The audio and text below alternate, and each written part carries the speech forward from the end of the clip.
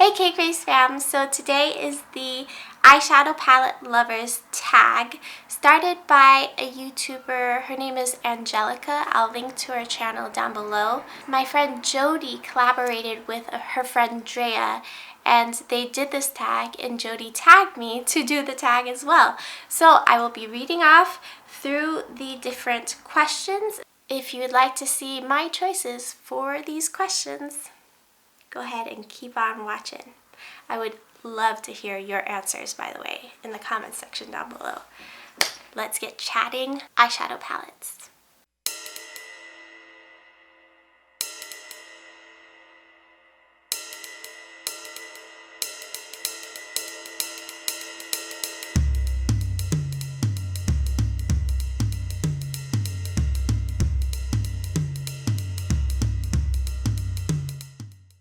Okay, so the very first question is a palette I regret that I didn't buy.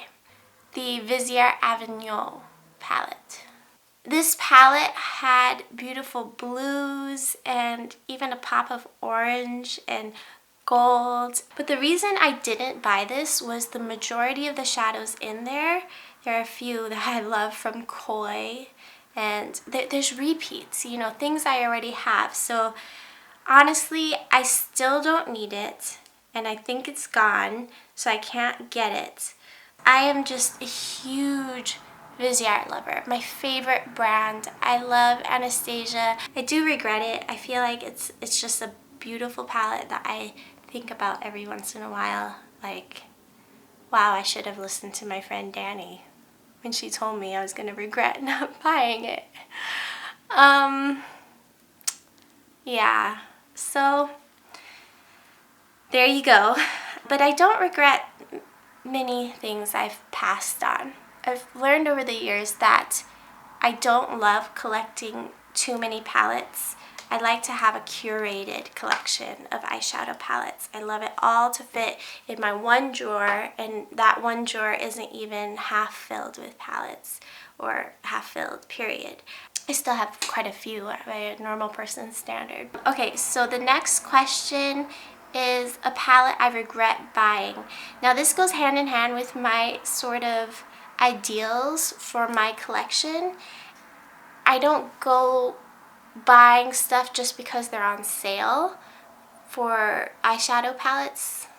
There was a period of time when my friend would take me to go to places like TJ Maxx a whole lot, like too much. I'm not that type of shopper, but at one of those stops I picked up this Marc Jacobs palette, and this is the palette I regret buying because I don't use it. I mean, I do love purples, but it's a very soft eyeshadow palette. I keep it because I keep thinking, one day I'm going to use you. I mean, it would have looked cute with what I'm wearing now, right? But I still didn't use it. I don't really plan on using it. And yes, it was $20, and that is the reason I bought it, because Marc Jacobs is usually pricier than that. But I've got this, and it sits there. None of my other palettes I look at and think, wow, I shouldn't have bought you. You know? So that's my answer. Marc Jacobs. I know not to buy the holiday Marc Jacobs palette because it'll be the same thing, guarantee it. Beautiful palette. Probably should declutter it, give it to somebody who would love it. And that's one thing to talk about regret. Oh my gosh. I regret giving away certain palettes. That should be one of the questions.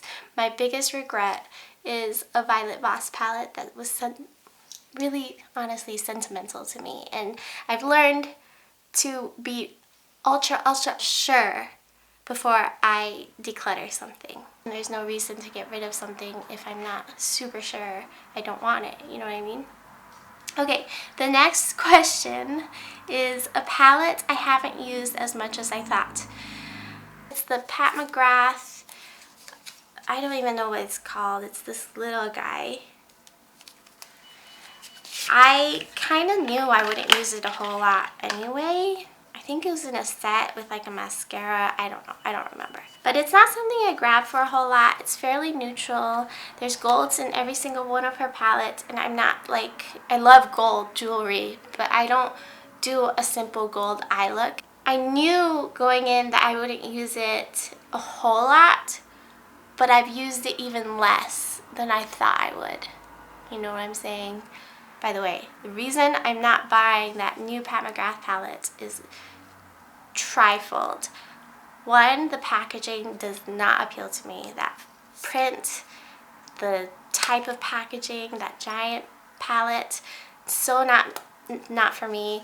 And then the repeats of the Star Wars collection, which I finally got my hands on, I'm not willing to pay even more when I paid extra for them in the first place. No thank you. Not for 6 new colors, but most of them are neutral. Just no, not for me, that large palette.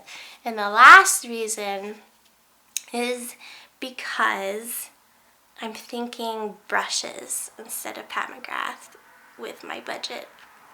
So anyway, why did I go off track? Oh, Pat McGrath.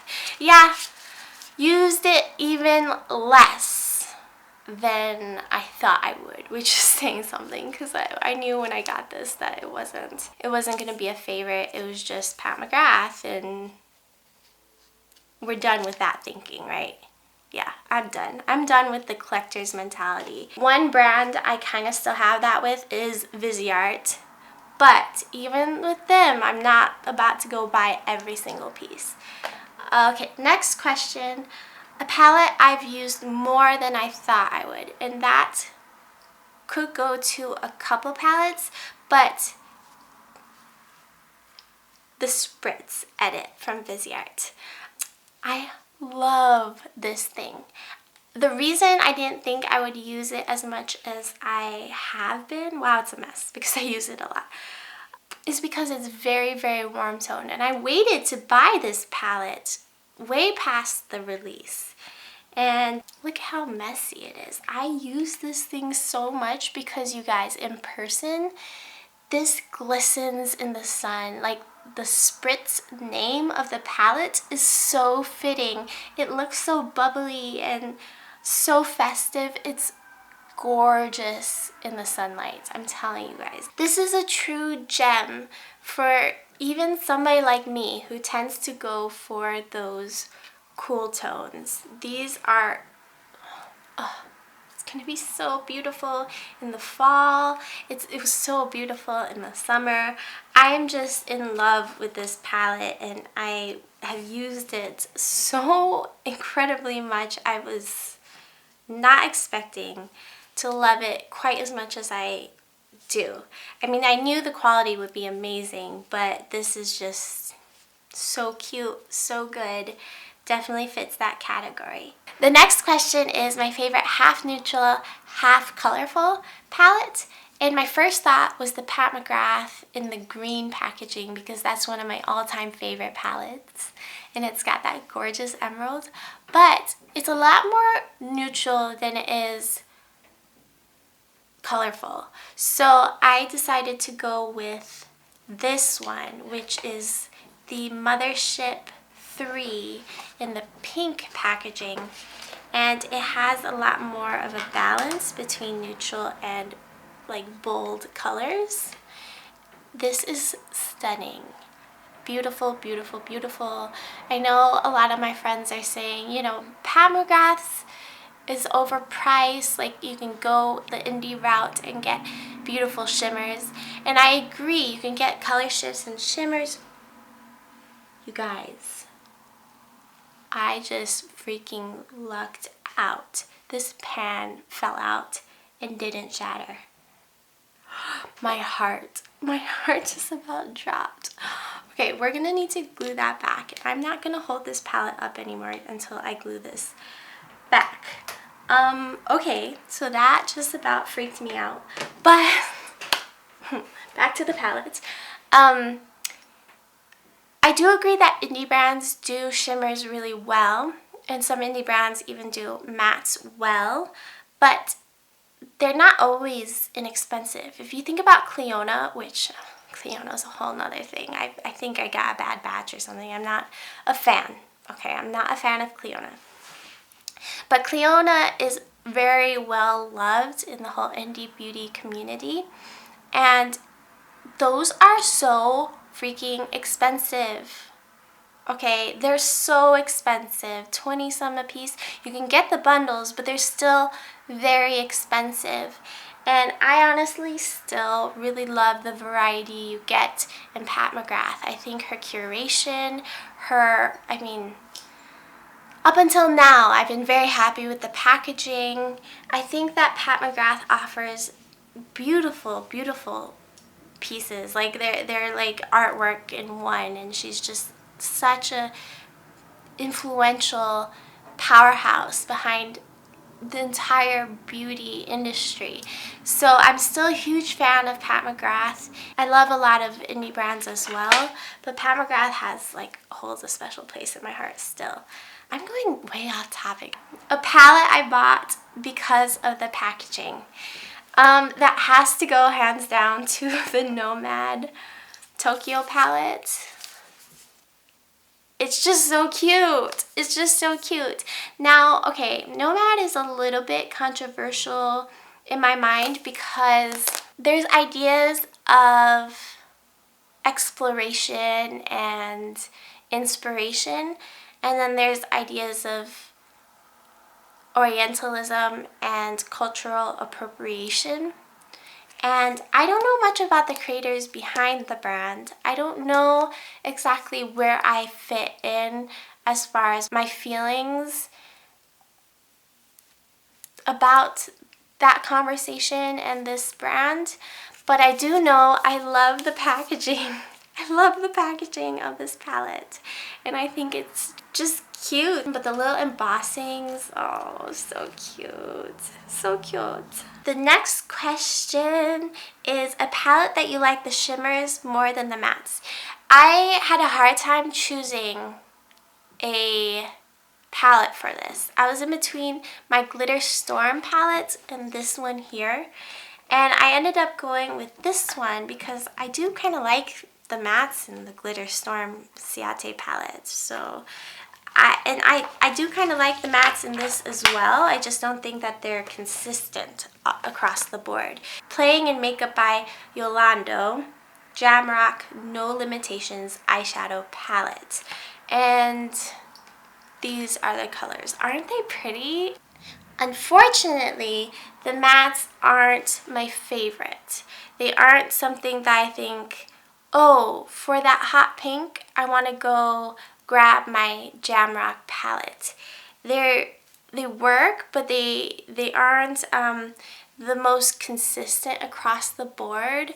They kind of have some, like for instance, this color. This is not one of my favorites, and you could probably see why from that swatch. I do have a video kind of dedicated to this palette that I'll try and remember to link if you're interested, but I mean, come on, these shimmers, I have to go into my favorite color. They're really fun to work with. They're really silky and almost creamy, very, very, very nice shimmers. So, I mean, I wish there was a Jessica in here. I would use the palette a lot more. Anyway, so, like the shimmers, tad more than I like the consistencies of the mattes, for sure. A palette that I like the mattes more than the shimmers will go with the Honey ColourPop. I like the whole monochromatic situation that ColourPop does with these little palettes. This is the only one I have, and I like it.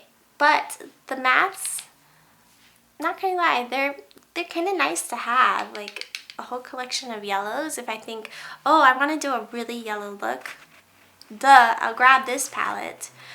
Honey. But I feel like I don't necessarily love the shimmers, like Dandy. I mean, it's okay, it's just not that shiny. The swatch looks pretty. This is just kind of lackluster. These are just kind of like middle ground metallics. I do like that there's a pressed glitter because I like glitter once in a while. But other than that, I mean, I definitely work more with the mattes in this palette than I do the shimmers. The next question is a palette that happily surprised you, and hands down, I mean, I knew right away, was going to be the Sigma Enchanted palette. I didn't give this palette a thought when I saw the Instagram promos.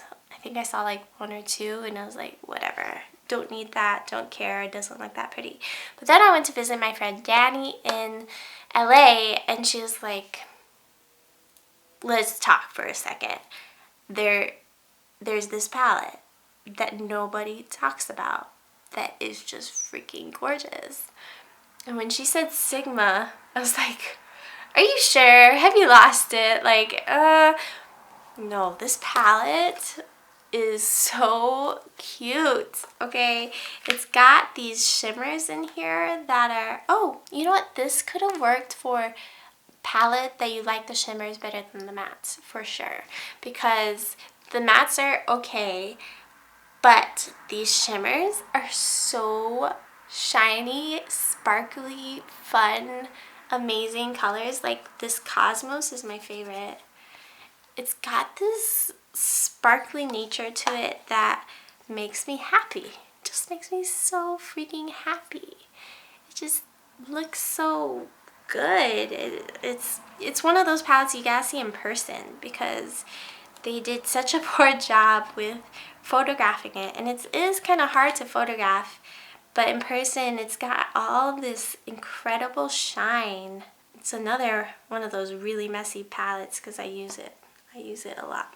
The last question is a palette with the most interesting color story. My husband hates it when I say color story. He thinks it sounds dumb, but I'm gonna say it anyway. I think hands down has to go to my Viseart Koi though. This is one of my all-time favorite palettes, if not my all-time favorite palettes. It's an all shimmer palette because it's part of their Pro line. It's got beautiful duochromes. It's got everything really. It's really, really, really good. And I suggest if you want it, get it sooner rather than later because it's not going to be around for much longer. They're not producing anymore. The pigments are too expensive. I know, it's so sad. This is my backup, which I've already dipped into, but it is my backup, and it's just got the most lovely, soft, nuanced color shifts, and the color pairings, I mean, look at these quads. Like if you think about them in quads, it's the most interesting little quads. Like, look at this right here. I love it. This one right here with the purple, orange, and green. Or if you think about them in trios, or like quads going across. I mean, any which way you go diagonally, you have inspirational color combinations. I really don't love scattered color layouts like the Metropolis. Oh, that layout it comes with drives me crazy. I feel like she's trying to fool you into thinking the colors are more different than they are. Anyway, people have very strong opinions when I say that, but that's my opinion, is that she doesn't want you to think that the colors are as similar as they are, so she separates them. And it just, I want to look at the palette, know exactly what colors I'm reaching for, especially if I'm working on somebody else or something. Like, I want to know what the changes in the undertones are. Viseart often lays out their palettes by undertone and in gradation. When they do mix it up like this, it's so effective, and they really know what they're doing when they pair colors side by side. It's one of those palettes you have to see in person to really fully appreciate. And put on the eye, not just see it in person, because once you dip into this and put it on the face, it's done. It's done for, I'm telling you. You will love it. When it comes to the color story, I think that this kind of takes the cake. It's got these, it's just so pretty. One thing I want to talk about in this video, since we're talking about eyeshadow palettes, is my friend Monica's new palette that she curated with Copacetic Cosmetics. I'm so excited. The palette is called the Companion palette, both because of the theme and the use. It's so clever. In the front, it's got her recently passed away dog, Nina, her pit bull, who is so sweet. And that artwork is done by an Instagram friend. And the inside is all shimmers, which I love. I love, love, love. It's perfect for a kit where you aren't getting shimmers into your mattes because it's separate. But there are 9 shades and they each have something special about them. I think the color story is so inspirational and unified at the same time. It's so balanced and gorgeous and just an absolutely beautiful palette. I've yet to receive it in the mail. There was the pre-order that happened on September 21st, and I got my order in and I'm waiting for it now, but you can expect to see many, many looks with this. I'm excited for my friend Monica because she actually sold out of the first launch in 10 minutes. Crazy. Mind blown. It's definitely my most anticipated palette of the year. I'm so freaking excited. And the theme, Companion, is really interesting because each one of the names of the shadows is named after one of her companions, her friends and family. Her sister recently passed away as well, Megan, and that's the center shade, the center of the palette, the soul and heart. I just think that the idea is so beautiful.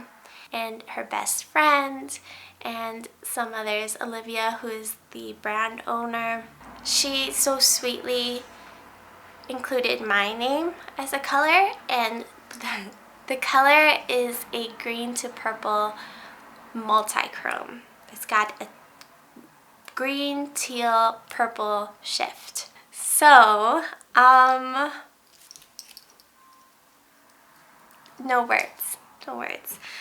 I'm very, very excited. So you'll be seeing that on my channel. And I couldn't do an eyeshadow palette tag and not talk about my very, very exciting news with one of my very best friends. So keep your eye out because this is not a limited edition palette. It will continually be restocked. So if you would like to get the palette after you've seen me use it on the channel and done some looks with it, don't worry. You can definitely get your hands on it in one of the future restocks. And if you do, remember to use the code MJones because money off, and Monica will receive some commission, I believe, with that code you use at Copacetic Cosmetics. So, super exciting news. I know.